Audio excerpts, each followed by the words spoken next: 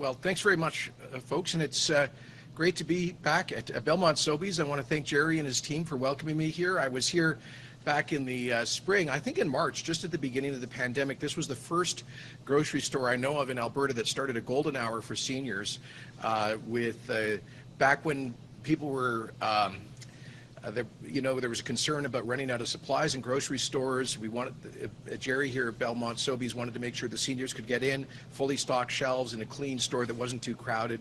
Became a trend right across the province.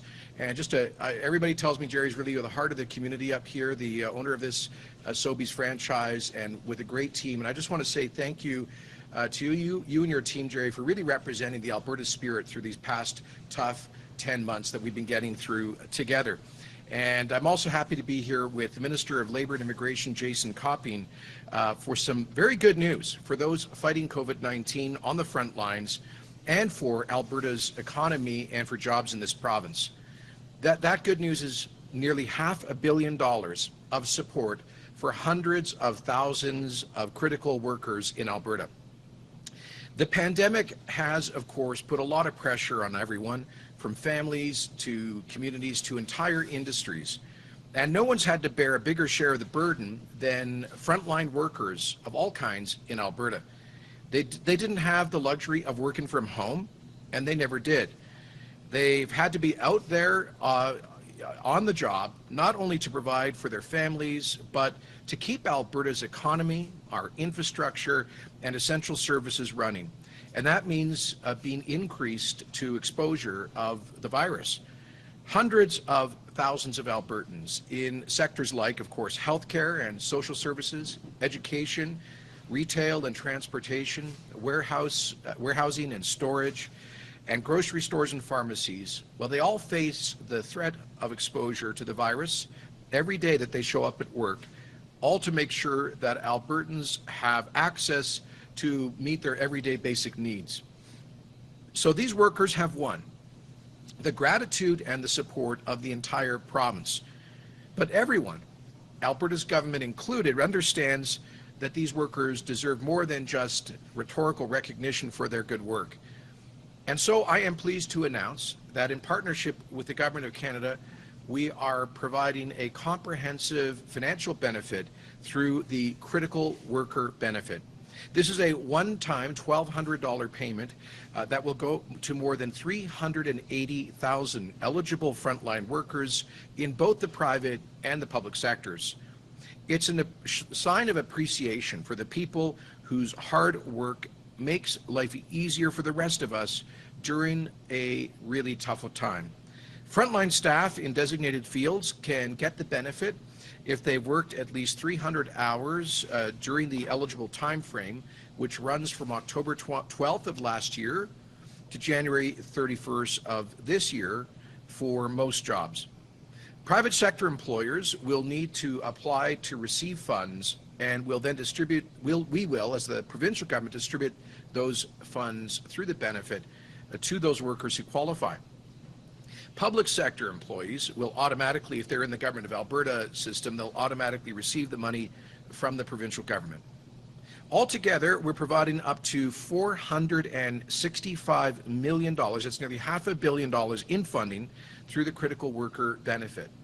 That's an additional $118 million in provincial money, because we've already put in, I believe it's $32 million to support workers in long-term care and designated supported living nursing homes, together with an additional $300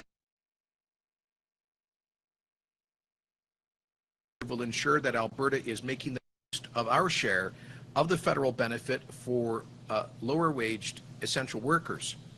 We've taken the time to examine how to put that money to the best use possible and to benefit the greatest number of frontline workers because they deserve the best that we can give them. And we also have wanted to make sure that this comes in as a boost to Alberta's economy at a critical time as we seek to recover in 2021. These workers are the ones who have sustained and maintained Alberta through the first and second waves of the pandemic at very considerable risk to themselves, and they will continue doing that through the months to come as we ramp up vaccine distribution just as soon as we can get supply. Until we can get enough Albertans vaccinated and contain the virus, the risk of exposure and infection will remain real. And so we can and should reward those facing these risks. Now, Jason Copping will provide more details about how the critical worker benefit works. So let me just say thank you to the men and women of Alberta who have been on the front line of our pandemic response. Whether you're in a gas station or a grocery store, a care home or a hospital, all Albertans appreciate what you've been doing.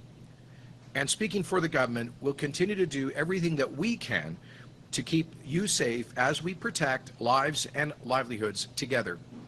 We've been there with support since the pandemic began, and no matter what, we've got your back right to the end of this difficult time. Thank you very much, and I'll now hand it over to Minister Copping.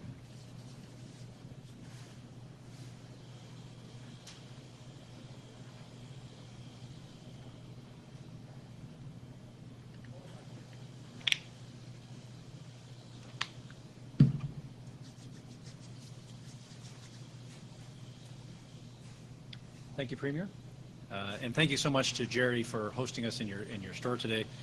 And thank you all for coming today. As indicated by the Premier, I wanted to provide a few more details in regards to the critical worker benefit program. And I want to start off by saying that we appreciate the work that everyone has done throughout the pandemic.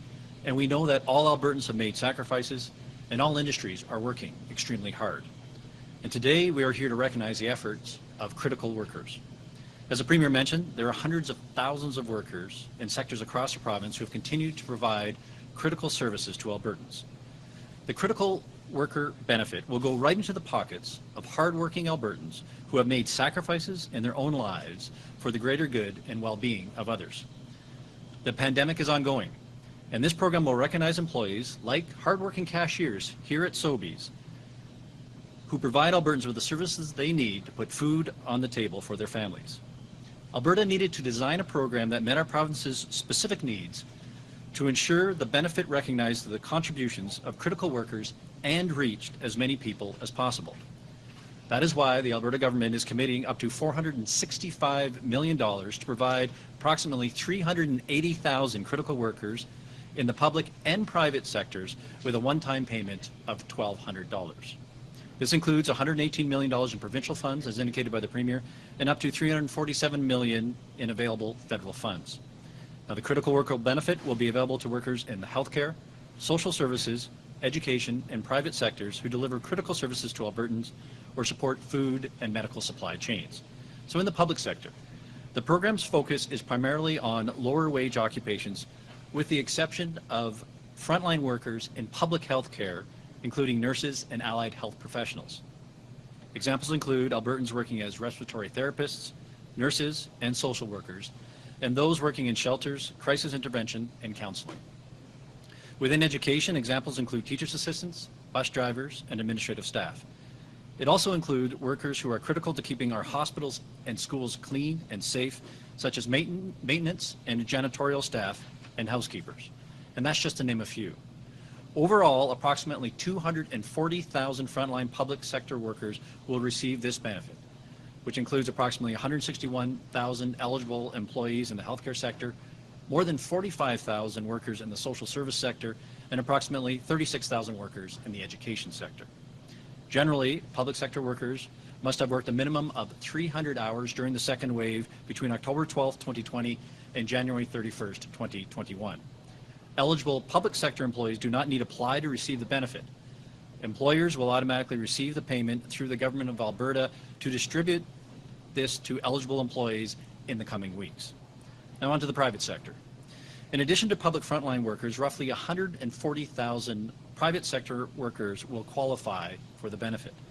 This includes critical retail workers such as grocery store chains, cashiers, pharmacy assistants, gas station attendants, food manufacturing workers such as industrial butchers and machine operators, transportation workers, warehouse and storage workers, and private health clinic workers such as dental assistants and lab techs.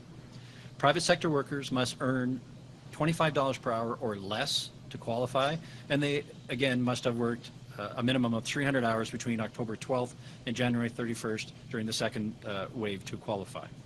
Private sector employers must apply on behalf of their eligible workers. And I'm pleased to announce that starting next Wednesday, February 17th, employers will be able to submit applications through our online portal, which will go live with further details at that point in time. Employers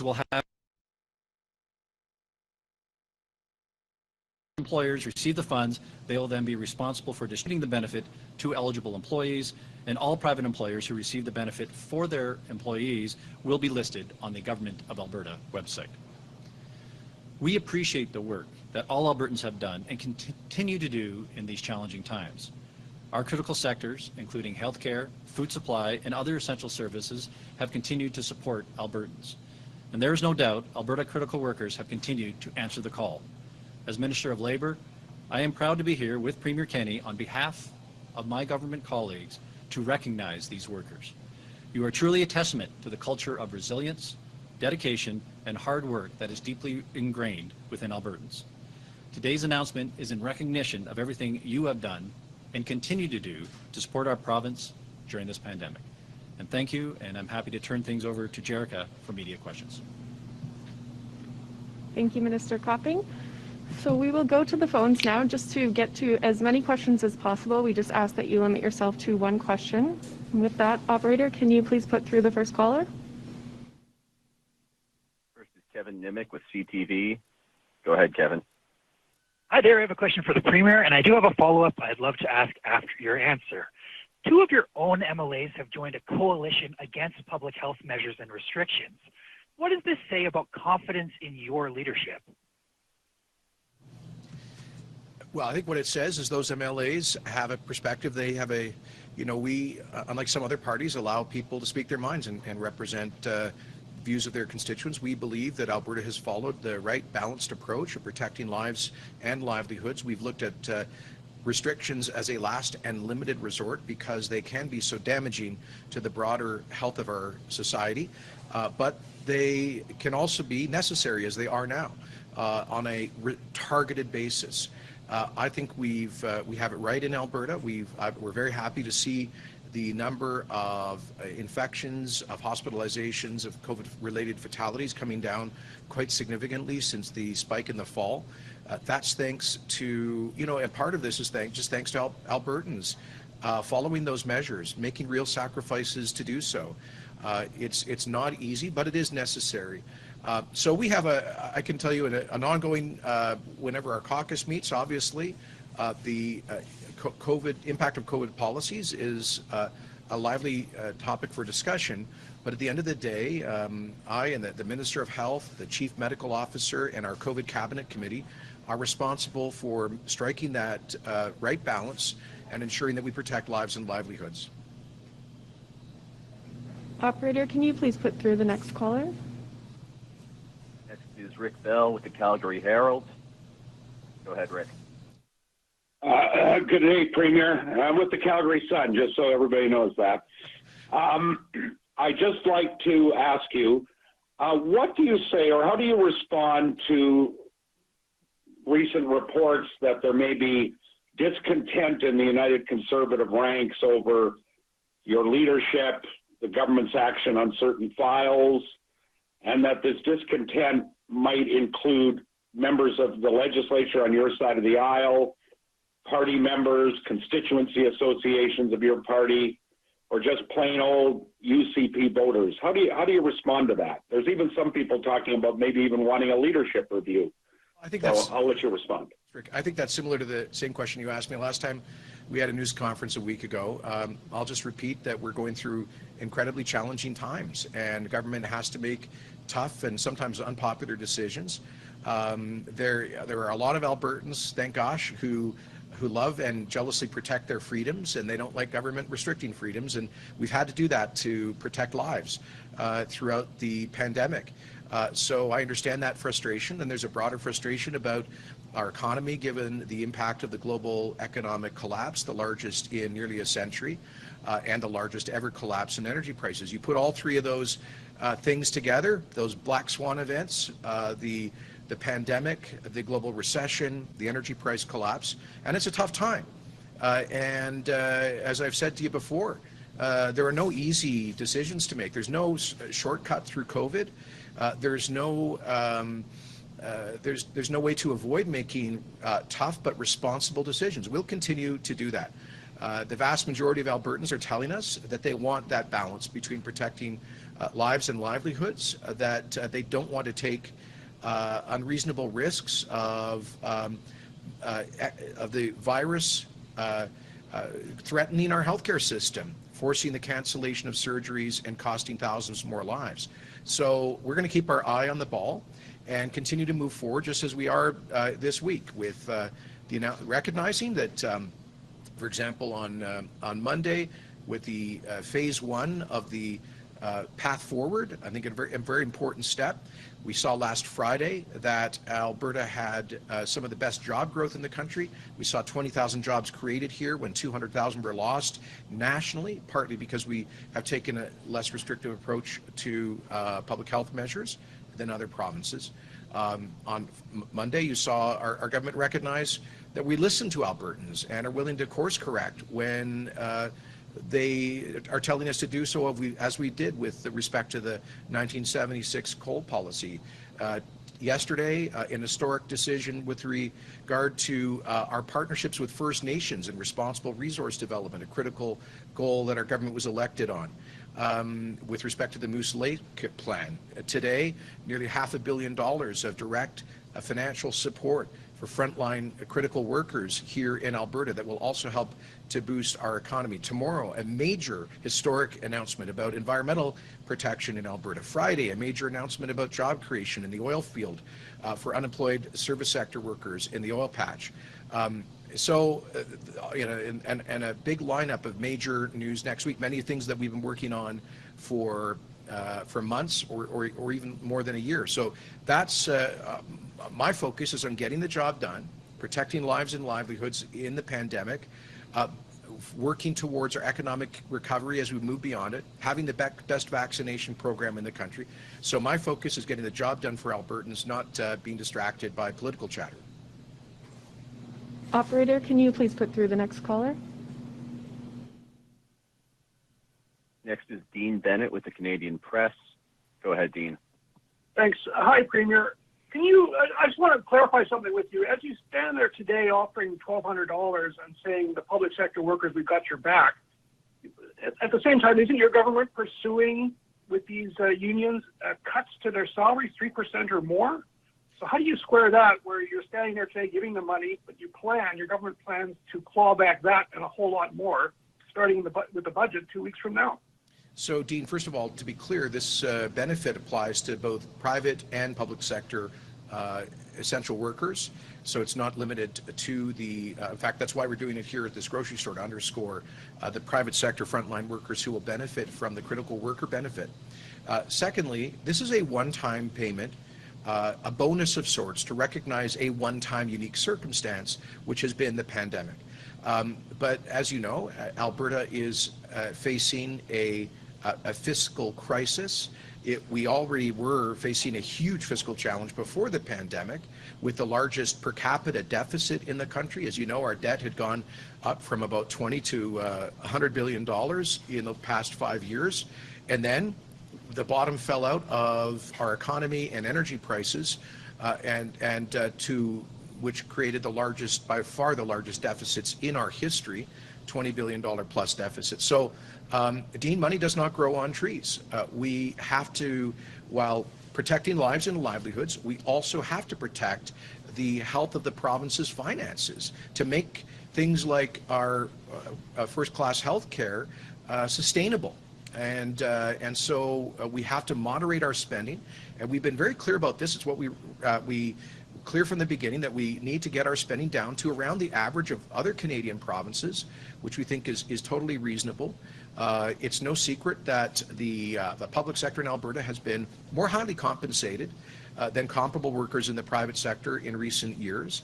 Many of those private sector families have seen their incomes go down massively. Many, unlike those in the public sector, have faced massive unemployment. And it's also known that we have about 20% more generous compensation than other provinces. So we're going to be asking the broader public sector in Alberta to work with us constructively on making the cost of service delivery sustainable for the future. And I think the vast majority of Albertans understand that's necessary. So that's about the long-term fiscal future. This is about this one-time unique series of events around COVID. Operator, can you please put through the next caller? Next is Kelly Kreiderman with the Globe and Mail. Go ahead. Hi there. Hi there. Thank you for taking my question. I'm looking back to January when Premier Doug Ford had a caucus member who said that lockdowns are worse than the virus. He kicked out that caucus member.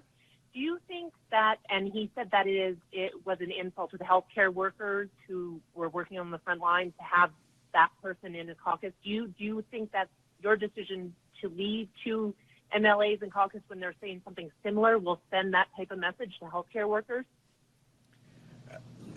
I think what it does is, whoops, we just have an audio moment, 1 second. Are we good? Sorry. I think what it does is to say that we have a wider latitude for MLAs to speak their views in this province and in the party I lead than perhaps is the case in other parties and other parts of the country. But the policy of the government is absolutely clear. It is to protect lives and livelihoods. It is to use public health restrictions as a last and limited resort to keep COVID-19 under control so that it does not end up jeopardizing the healthcare system. I would, as you know, Kelly, I always challenge those who oppose any restrictions to tell us what the alternative is. What is their risk tolerance in terms of lives lost, in terms of the overwhelming of the healthcare system, in terms of surgeries canceled and even more negative health effects? Quite frankly, I don't hear a lot of that from people who oppose any or all restrictions.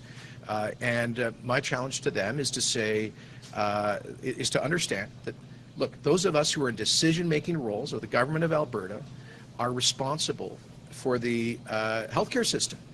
We are responsible to ensure that our hospitals do not get overwhelmed.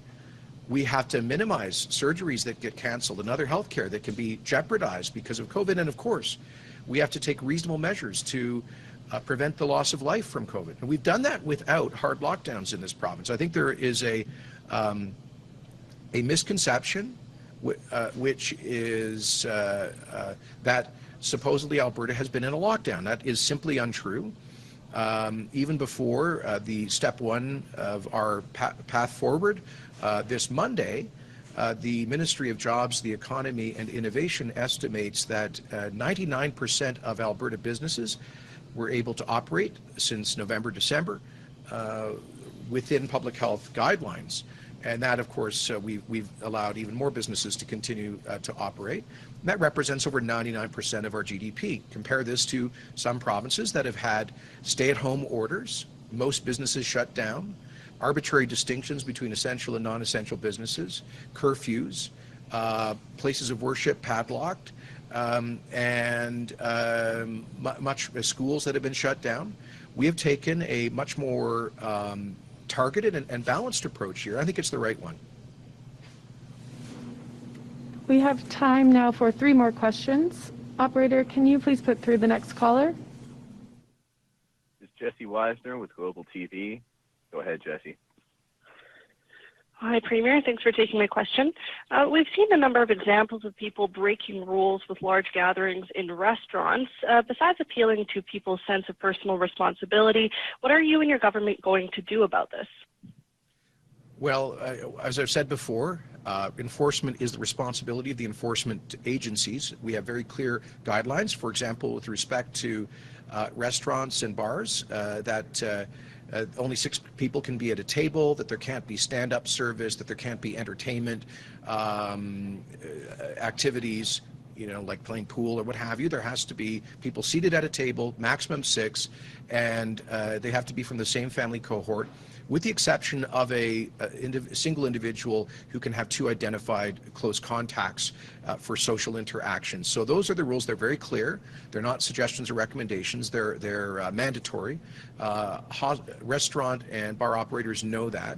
Now, obviously, we know there's got to it's difficult to impossible perhaps for restaurant owners to verify in every instance whether people live in the same household, but they are expected to prevent folks from mingling. If they don't, of course, AHS inspectors, city bylaw officers, and other law enforcement agencies can, and according to their judgment, will enforce the law. There can be fines and other actions taken. So, of course, it's not appropriate for elected people to direct operational details of law enforcement agencies. They're on the ground dealing with these circumstances, and we trust their judgment in how best to enforce the public health orders. Operator, can you please put through our second last question? Is Jason Herring with Post Media. Go ahead, Jason. Hi, Premier. This question is similar to a few asked already about this anti-lockdown coalition. I mean, you talk about how important it is to maintain healthcare capacity, but don't you worry that the fact that these two members of your caucus are calling for the end of these COVID-19 restrictions implemented by your own government could undermine public health in the province's public health public trust? Yeah, so I don't see the connection. The position of Alberta's government is very clear that we need targeted public health measures to limit the spread, to protect our healthcare system, and while minimizing the broader damage to our society. That doesn't preclude a debate that's been happening from day one. We are a free, open, and democratic society. People are going to have different views, especially on the kind of extraordinary measures that have been taken throughout the COVID era. It should not be, I think, surprising that citizens and their elected representatives would have a range of views and would express those. I would plead with those who, I think there are, I would categorize those who oppose any restrictions in two categories. I think in one category, there are the outright conspiracy theorists. I spoke about them on Facebook Live last week. These are people who imagine that COVID is a hoax or massively exaggerated, and on the extreme end, they believe this is all some kind of a globalist plot or something. I would just, I'd ask those folks to come back to planet reality. And then there's the other folks who I understand have a real reluctance to restrict people's liberties and social and economic activity. As I've said before, that's a pretty healthy impulse to have in a society. But my challenge to them is to tell us what's the alternative. What's the alternative to the kind of targeted measures we have in Alberta? Is the alternative going back to where we were in November and December, where we went from 100 to nearly 1,000 COVID patients in hospital in just a few weeks? Is the alternative doubling cases every other week? Had we not taken those measures, and we had gone from 1,000 to 2,000 people in hospital and 2,000 to 4,000 people in hospital, we would have been setting up tent hospitals. We would be taking body bags out of tent hospitals in the middle of February when it's 40 below in Alberta. Doctors would be denying care to people because they would be overwhelmed. There would not be enough anesthesiologists, respiratory therapists, or ICU nurses adequately to care for people. There might not be enough ventilators in an extreme scenario for people requiring intubation. There would be mass cancellation of surgeries and other care, including for cancer patients. That's a scenario that is not acceptable to the vast majority of Albertans. It is not acceptable to me or to this government. And my challenge to the folks who I don't like restrictions. I acknowledge and have from day one that they can be damaging. But we have to balance off these risks. And my challenge to people who are opposed to any restrictions is you tell us, what's the alternative? Are you prepared, be honest with us, are you prepared to accept potentially thousands of people overwhelming the healthcare system? Are you prepared to have us cancel the surgery of one of your loved ones who might need that desperately right now? So that's my message. I don't mind having a public debate about it, but our policy is clear, protecting lives and livelihoods. Thank you. Operator, can you please put through our last caller? Final question is Audrey Naveau with Radio Canada. Go ahead, Audrey. Hi, Premier. Thanks for taking my question. I have a question for you in French today, just to recap what you said previously in English. Monsieur le Premier ministre, on a vu ces deux députés de votre caucus qui se joignent à cette coalition qui s'oppose aux mesures de santé publique. Qu'est-ce que ça dit de votre leadership et de l'unité de votre parti? Et quel est votre message à ces deux députés et ceux qui pensent comme eux? OK, excusez-moi. Merci de la question. Pour moi, ça suggère qu'il y a un espace pour un débat démocratique dans notre société, ouverte et libre. La politique du gouvernement de l'Alberta est très claire. C'est un équilibre, une approche très équilibrée pour protéger les vies et l'économie et la vie sociale. Et c'est les raisons pour lesquelles nous avons mis en place certaines mesures de santé publique bien ciblées et limitées pour contrôler le virus COVID-19, pour protéger le système des hôpitaux, le système de santé publique et pour minimiser l'impact sur la santé de notre société au plan économique. C'est pas facile, mais ils sont les décisions très difficiles que nous avons prises et nous allons continuer à cet égard. En même temps, évidemment, dans une société démocratique, il y aura un débat avec les perspectives différentes, y compris parmi les élus. Je crois que ça, c'est tout à fait normal dans une démocratie. Mais je lance un défi vers ceux et celles qui ne sont pas d'accord avec certaines restrictions de santé publique. C'est quoi l'alternative? Est-ce que vous appuyez une alternative où nous avons les milliers des patients de COVID-19 dans les hôpitaux, avec l'annulation des milliers des procédures chirurgicales, avec un échec potentiel dans le système des hôpitaux? Pour moi, ce n'est pas acceptable. C'est la raison pour laquelle on va garder une politique prudente pour protéger les vies des Albertains. Okay, I guess that's it. So thanks very much, Jerry, and to you and your team. Cheers. Thank you, everybody. Sorry, Jason, you came over after.